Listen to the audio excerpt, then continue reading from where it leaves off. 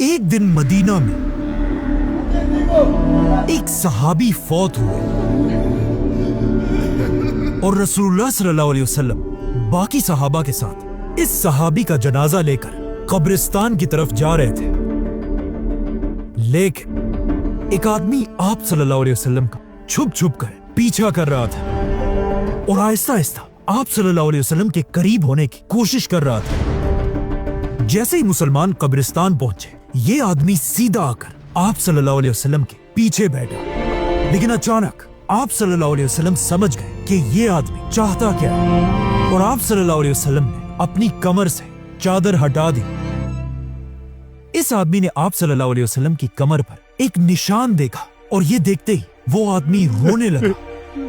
ये देखकर सब मुसलमान हैरान थे कि ये हो क्या रहा है। इसीलिए आप सल्लल्लाहु अलैहि वसल्लम ने इस आदमी से पूछा कि बताओ तुम कौन हो और तुम्हारी कहानी क्या है। उस आदमी ने अपनी कहानी शुरू की और कहा, मैं मदीना में एक यहूदी का आम सा गुलाम हूं, लेकिन मैं हमेशा से ऐसा गुलाम नहीं था, बल्कि मेरा ताल्लुक दुनिया की सुपर पावर पर्शियन एम्पायर से है।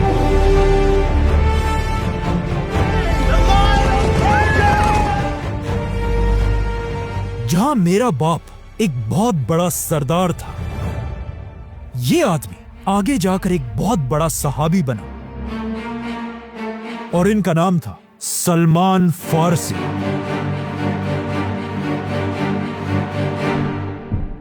हजरत सलमान फारसी पर्शियन एम्पायर के एक सरदार के घर में पैदा हुए, इसीलिए उन्होंने बचपन से कोई काम नहीं किया था और एक शहजादे की तरह अपनी जिंदगी गुजारते थे, जहां वो सारा दिन अपने खुदा आग की इबादत किया करते थे। क्योंकि उस जमाने में पर्शियन एम्पायर का रिलीजन ज़ोरास्ट्रियन था, जिसमें लोग आग को पूजते हैं। इसीलिए हजरत सलमान फारसी भी इसी आग की इबादत करते थे। जब सलमान फारसी जवान हुए, एक दिन उनके बाप ने उन्हें घर से बाहर किसी काम पे भेजा। रास्ते में उन्हें एक बिल्डिंग नजर आई और उस बिल्डिंग से कुछ अजीब आवाजें आ रही थी। जब वो इस बिल्डिंग के अंदर गए, उन्होंने देखा कि कुछ क्रिश्चियंस अपने खुदा की इबादत कर रहे थे। हजरत सलमान को उनकी आवाज और इबादत करने का तरीका बहुत पसंद आया। उन्होंने अपना सारा दिन इसी चर्च में गुजारा और यहीं पर उन्होंने अपना रिलीजन छोड़कर क्रिश्चियनिटी कबूल की। और वो इतना इम्प्रेस हुए कि उन्होंने इन क्रिश्चियन से कहा कि मुझे बताओ ये रिलीजन आया कहां से है। उन क्रिश्चियंस ने हजरत सलमान फारसी से कहा कि अगर आपने सही क्रिश्चियनिटी सीखनी है तो आपको पर्शियन एम्पायर छोड़कर रोमन एम्पायर की तरफ जाना होगा।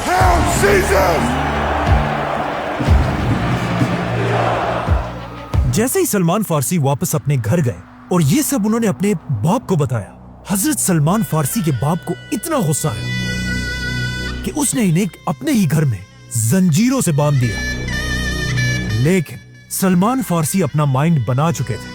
उन्होंने किसी तरह इन जंजीरों से अपने आप को छुड़ाया और अपने घर से भागकर पर्शियन एम्पायर को छोड़कर रोमन एम्पायर की तरफ चले गए और वहां पहुंचते ही सबसे बड़े क्रिश्चियन आलिम के स्टूडेंट बने।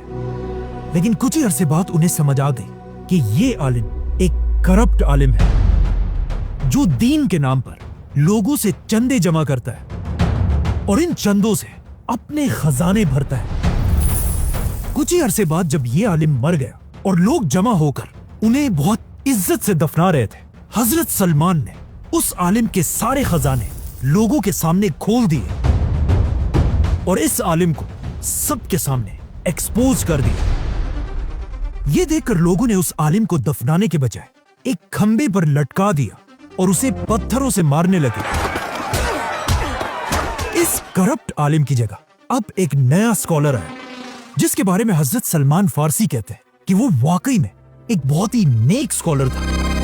लेकिन जब बहुत अरसे बाद ये आलिम भी अपने डेथ बेड पर था, हजरत सलमान फारसी उनके पास गए और उनसे कहा, मुझे एक ऐसे आलिम के बारे में बताएं जो आपकी तरह एक नेक आदमी है।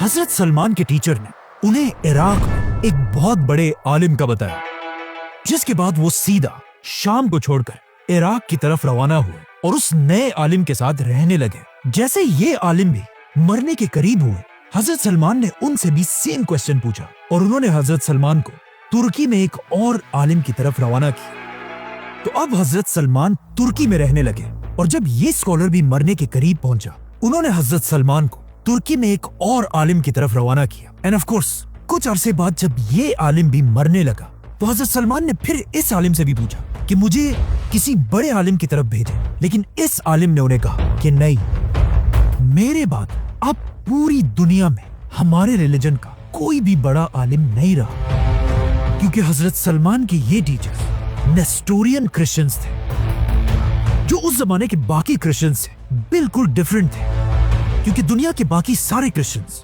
ईसा अलैहिस्सलाम को अपना खुदा मानते थे, लेकिन ये क्रिश्चियंस उन्हें सिर्फ एक इंसान समझते थे। बाकी सारे क्रिश्चियंस मरियम अलैहिस्सलाम को मदर ऑफ गॉड कहते थे, मतलब खुदा की माँ, लेकिन नेस्टोरियन क्रिश्चियंस मरियम अलैहिस्सलाम को सिर्फ जीसस एक इंसान की माँ समझते थे, जो बिल्कुल मुसलमानों के बिलीफ के साथ मिलता जुलता है। इसीलिए उस स्कॉलर ने हजरत सलमान से कहा कि अब बाकी सारे क्रिश्चियंस को छोड़ो, क्योंकि वक्त आ चुका है दुनिया में एक नए पैगंबर के आने का, और मैं तुम्हें उस पैगंबर की निशानियां बताता हूं। वो पैगंबर इब्राहिम अलैहिस्सलाम के रिलीजन पर होगा और वो अरब की जमीन पर पैदा होंगे।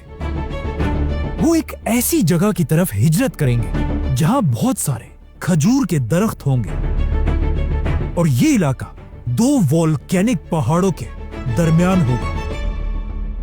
वो पैगंबर कभी भी किसी से चैरिटी नहीं लेंगे, लेकिन अगर कोई उन्हें गिफ्ट दे उसे वो एक्सेप्ट करेंगे, और उनकी पीठ पर नबूवत का एक यूनिक निशान होगा। और ये सब कहने के बाद वो स्कॉलर फौत हो गया।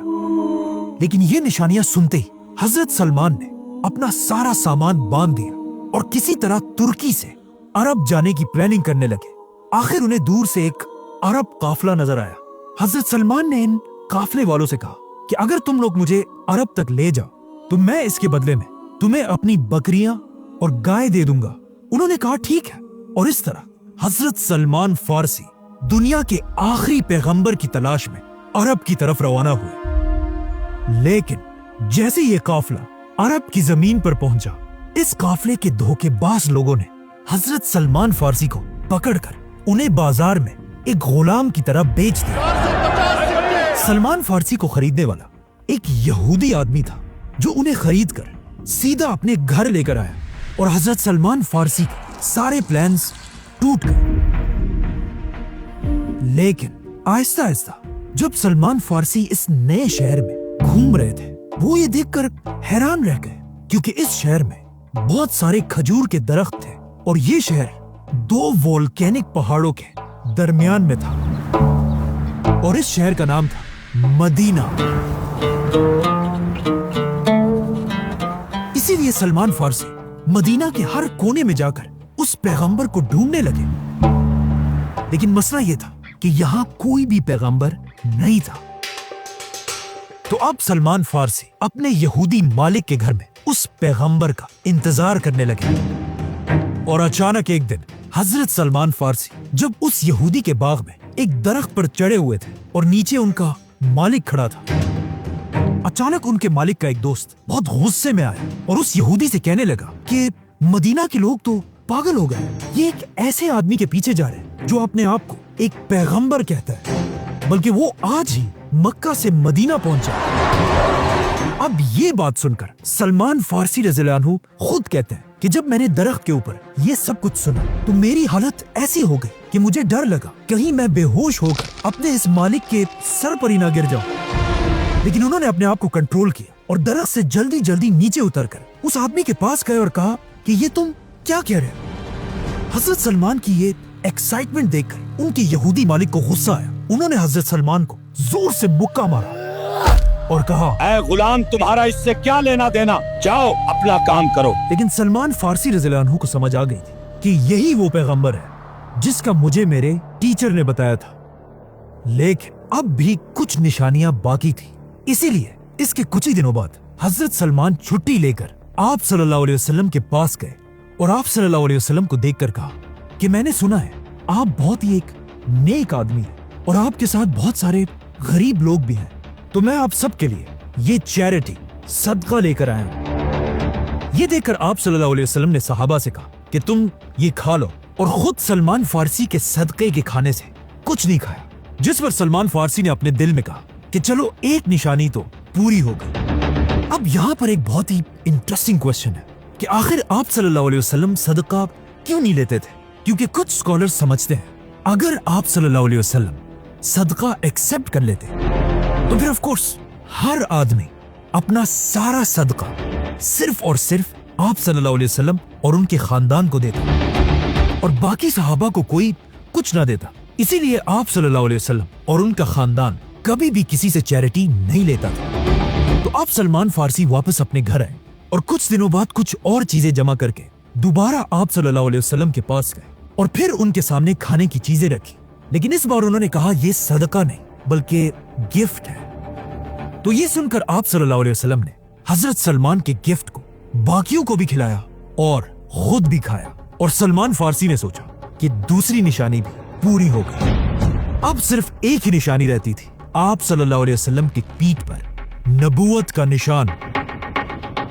लेकिन हजरत सलमान हैरान थे कि अब वो आखिर ये निशान देखेंगे कैसे, और ऑफ कोर्स पूछ भी नहीं सकते थे क्योंकि आप सल्लल्लाहु अलैहि वसल्लम के आसपास हजरत उमर और बाकी सहाबा हर टाइम तलवार लेकर खड़े रहते थे।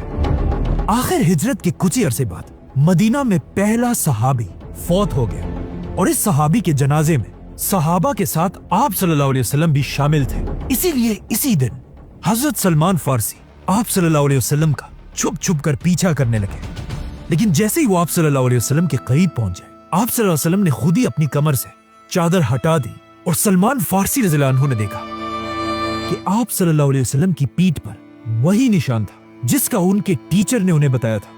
और ये देखकर हजरत सलमान फारसी रोने लगे और इसी कब्रिस्तान में सलमान फारसी रज़ियल्लाहु अन्हु ने अपनी पूरी कहानी आप सल्लल्लाहु अलैहि वसल्लम को सुनाई। वो सलमान फारसी जो किसी जमाने में आग की इबादत किया करता था, उसके बाद एक बहुत बड़ा क्रिश्चियन स्कॉलर बना और अब उन्होंने फाइनली इस्लाम कबूल कर लिया। लेकिन जैसे ही उन्होंने इस्लाम कबूल किया, उसके कुछ ही अरसे बाद इस्लाम की पहली जंग का वक्त, जंगे बदर। अब एक तरफ जब मुसलमान बदर में बहादुरी से लड़ रहे थे, हजरत सलमान इस जंग के बजाय मदीना में अपने मालिक के घर में थे और उनका दिल तो बहुत चाह रहा था बदर की जंग में जाने के लिए, लेकिन उनके यहूदी मालिक ने उन्हें इजाजत नहीं दी। बल्कि जंगे बदर के बाद जब जंगे ओहद का वक्त आया, तब भी उनके मालिक ने उन्हें जंग में जाने की इजाजत नहीं दी। लेकिन आखिर बदर और ओहद की जंगों के बाद एक दिन रसूलुल्लाह सल्लल्लाहु अलैहि वसल्लम ने हजरत सलमान को अपने पास बुलाया और उनसे कहा, जाओ और अपने यहूदी मालिक से अपनी आजादी की कीमत पूछो। इस वक्त मदीना के यहूदी मुसलमानों से नफरत करते थे और मुसलमानों की इस मदीना की रियासत को हर तरह कमजोर करने की कोशिश करते रहते थे। और जब मुसलमान इनसे कुछ खरीदते थे, यहूदी उसे डबल और ट्रिपल प्राइस में बेचते थे। जैसे कि हजरत उस्मान ने एक आम सा कुआं एक यहूदी से बहुत ही महंगा खरीदा था, तो अब जब हजरत सलमान अपने यहूदी मालिक के पास आए, तो उन्होंने भी मुसलमानों को कमजोर करने के लिए हजरत सलमान की प्राइस 40 ओकिया सोना बताया, जो आज करोड़ों रुपए बनते हैं। और इसके अलावा 300 खजूर के दरख्त। जब आप सल्लल्लाहु अलैहि वसल्लम को इस कीमत का पता चला, उन्होंने अपने सारे सहाबा से कहा कि अपने भाई सलमान की मदद करो। सारे सहाबा ने मिलकर हजरत सलमान को खजूर के पौधे दिए, यहां तक कि 300 खजूर के पौधे जमा हो गए, जिसमें सबसे ज्यादा पौधे ऑफ कोर्स हजरत उस्मान रज़ियल्लाहु अन्हु ने दिए थे। बल्कि इन 300 दरख्तों के लिए जमीन भी हजरत उस्मान ने अपने पैसों से खरीदी थी। जिसके बाद रसूलुल्लाह सल्लल्लाहु अलैहि वसल्लम ने उस यहूदी को सोना भी दिया और इस तरह हजरत सलमान फारसी मुसलमानों की मदद से आजाद कर दिए गए। और हजरत सलमान जो असल में पर्शियन एम्पायर से थे, अब उन्हें मदीना में सिटीजनशिप मिली। मतलब उस जमाने में एक आम मुसलमान को आसानी से मदीना की सिटीजनशिप मिल जाती थी। لیکن آج کل کے عرب ممالک میں کوئی بھی مسلمان نیشنلٹی لینے کا سوچ بھی نہیں سکتا۔ جیسے ہی سلمان فارسی آزاد ہوئے، مسلمانوں کی تیسری بڑی جنگ کا وقت آیا، جنگ خندق۔ جب مکہ کا سردار ابو سفیان 10,000 کی فوج لے کر مدینہ پر حملے کی تیاری کر رہا تھا، جب اس کی خبر مدینہ تک پہنچی، آپ صلی اللہ علیہ وسلم نے سارے صحابہ کو جمع کیا اور ان سب سے پوچھا کہ ہم اس 10,000 کی فوج سے اپنے مدینہ کو کیسے ڈیفینڈ کر سکتے ہیں، جس پر سب صحابہ اپنی رائے دینے لگے، لیکن ان میں ایسی ایک بھی رائے نہیں تھی جو 10,000 کی فوج سے مدینہ کو بچا سکے۔ آخر اس محفل میں ایک صحابی کی آواز آئی جنہوں نے کہا کہ میرے پاس ایک آئیڈیا ہے۔ آج سے بہت سال پہلے جب میں سپر پاور پرشین امپائر میں رہتا تھا اور جب بھی کوئی بڑی فوج ہم پر حملہ کرتی تھی، ہم اپنے آپ کو بچانے کے لیے اپنے شہر کے باہر ایک خندق ٹرینچ کھودا کرتے تھے تاکہ چاہے دشمن جتنا بھی بڑا ہو وہ اس خندق کو کراس نہ کر سکے۔ یہ اتنا نیا آئیڈیا سن کر سارے صحابہ آپ صلی اللہ علیہ وسلم کی طرف دیکھنے لگے۔ آپ صلی اللہ علیہ وسلم نے اپنا سر اٹھایا اور وہ مسکرا رہے تھے، جس سے سب کو سمجھ آ گئی کہ یہ جنگ خندق کی جنگ ہوگی۔ مدینہ کے مسلمان حضرت سلمان کے اس آئیڈیا سے اتنا امپریس ہوئے، جس پر مدینہ کے انصار کہنے لگے سلمان ہمارے گروپ سے ہے، کیونکہ وہ ہجرت سے پہلے مدینہ میں رہا کرتے تھے۔ لیکن مدینہ کے مہاجرین نے کہا کہ نہیں، سلمان ہم سب سے پہلے ہی پرشین امپائر سے ہجرت کر کے مدینہ آیا تھا، مطلب وہ ہم مہاجرین میں سے ہیں۔ جس پر رسول اللہ صلی اللہ علیہ وسلم نے فرمایا کہ سلمان نہ انصار سے ہے اور نہ مہاجرین سے، بلکہ سلمان ہمارے اہل بیت سے ہے۔ یہ سن کر حضرت سلمان فارسی بہت خوش ہوئے، کیونکہ کچھ عرصہ پہلے وہ مدینہ کے ایک عام سے غلام تھے اور اب آپ صلی اللہ علیہ وسلم نے اپنی ہی فیملی کا حصہ بنا دیا تھا۔ جس کے بعد سلمان فارسی رضی اللہ عنہ کے آئیڈیا سے مسلمان جنگ خندق جیت گئے۔ اسی جنگ میں آپ صلی اللہ علیہ وسلم نے حضرت سلمان فارسی سے یہ بھی فرمایا کہ جب مسلمان تمہارے علاقے پرشین امپائر کو فتح کریں گے، تم بھی مسلمانوں کی اسی فوج میں شامل ہو گئے۔ جنگ خندق کے بعد آپ صلی اللہ علیہ وسلم نے حضرت سلمان کو ایک اور صحابی ابو درداء رضی اللہ عنہ کا بھائی بنایا، جو خود بھی سلمان فارسی کی طرح ایک بہت ہی نیک صحابی تھے، جو گھر کے بجائے اپنا زیادہ وقت مسجد اور عبادت میں گزارتے تھے، جس کی وجہ سے ایک دن حضرت ابو درداء کی بیوی نے حضرت سلمان سے ان کی شکایت کی کہ ابو درداء مجھے اور گھر کو بہت ہی کم ٹائم دیتے ہیں اور ہر دن روزے اور عبادت میں گزارتے ہیں۔ اسی لیے اگلے دن جب حضرت ابو درداء اپنے گھر آئے اور جب کھانے کا وقت ہوا، حضرت ابو درداء نے کھانا نہیں کھایا اور کہا میرا روزہ ہے، لیکن سلمان فارسی رضی اللہ عنہ نے ان سے کہا کہ اپنا روزہ توڑو اور کھانا کھاؤ۔ حضرت سلمان کی بات پر مجبوراً ابو درداء نے کھانا کھا لیا اور اپنا روزہ توڑ دیا۔ جس کے بعد جیسے ہی رات ہوئی اور جب سب سونے لگے، حضرت ابو درداء اٹھے اور عبادت کرنے لگے، جس پر حضرت سلمان نے انہیں دوبارہ روکا کہ بس کرو، اب سو جاؤ، تم پر اللہ کا حق تو ہے، لیکن تمہارے جسم اور تمہاری بیوی کا بھی تم پر پورا حق ہے۔ اگلے دن ابو درداء سیدھا رسول اللہ صلی اللہ علیہ وسلم کے پاس گئے اور ان کو یہ ساری کہانی سنائی کہ کیسے انہیں سلمان فارسی نے نماز اور روزے سے روکا ہے، لیکن آپ صلی اللہ علیہ وسلم نے بھی ابو درداء سے کہا کہ سلمان نے بالکل سچ کہا ہے۔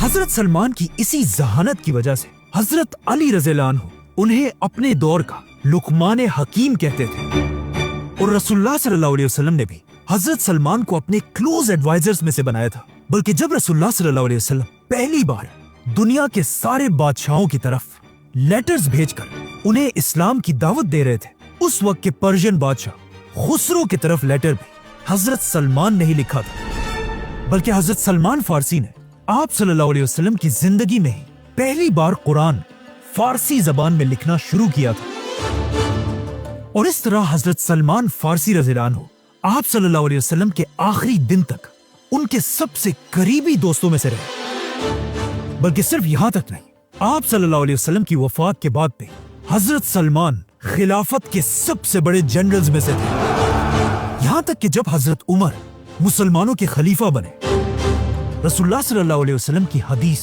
पूरी होने का टाइम आ चुका था, क्योंकि हजरत उमर ने जब पर्शियन एम्पायर के कैपिटल पर हमला करने का फैसला किया, उन्होंने हजरत सलमान फारसी को भी इसी फौज में जाने का हुक्म दिया। तो अब सलमान फारसी रज़ियल्लाहु अन्हु, जो इससे बहुत साल पहले पर्शियन एम्पायर को छोड़कर मदीना की तरफ आए थे, अब मदीना की फौज का जनरल बनकर वापस पर्शियन एम्पायर की तरफ रवाना हुए।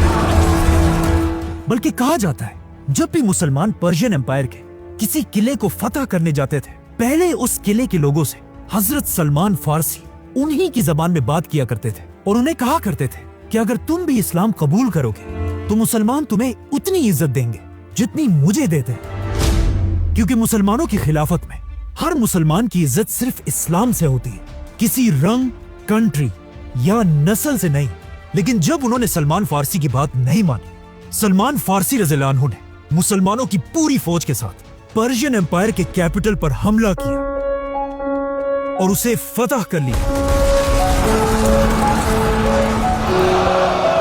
जिसके बाद हजरत उमर ने हजरत सलमान को ही पूरी पर्शियन एम्पायर के कैपिटल का गवर्नर बना दिया, जहां उनकी तनख्वाह 5000 गोल्ड कॉइन्स थी।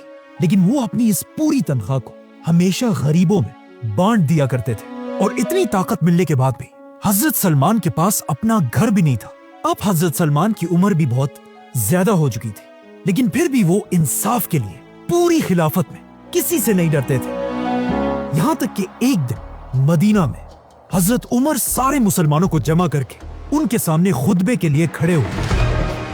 लेकिन जैसे ही उन्होंने अपना खुतबा शुरू किया, हजरत सलमान फारसी ने उन्हें आवाज दी और कहा, ए उमर, हम तब तक तुम्हारी बात नहीं सुनेंगे जब तक आप हमें ये ना बताएं कि आपने जो ये नया कुर्ता पहना है, इसके पैसे आपके पास कहां से आए, क्योंकि माले गनीमत में हम सबको एक एक कपड़ा मिला था, जिससे एक आम आदमी तो अपने लिए कपड़े बना सकता था। लेकिन हजरत उमर की हाइट 6.5 फुट से भी ज्यादा थी। उनके कुर्ते के लिए एक कपड़ा नहीं बल्कि 2 कपड़े लगने थे। हजरत सलमान की ये बात सुनकर खलीफा उमर रज़ियल्लाहु अन्हु को बिल्कुल गुस्सा नहीं आया, बल्कि उन्होंने अपने बेटे की तरफ इशारा किया और उनके बेटे ने वहां सबसे कहा कि मैंने अपने हिस्से का कपड़ा अपने वालिद उमर को गिफ्ट किया था, जिससे उन्होंने अपने लिए कपड़े बनाए। जिस पर हजरत सलमान फारसी ने खलीफा उमर से कहा कि अब आप अपना खुतबा शुरू करें और हम आपकी हर बात सुनेंगे। और आखिर हजरत उस्मान रज़ियल्लाहु अन्हु की खिलाफत में हजरत सलमान फारसी उसी पर्शियन एम्पायर में जहां वो पैदा हुए थे बीमार पड़ गए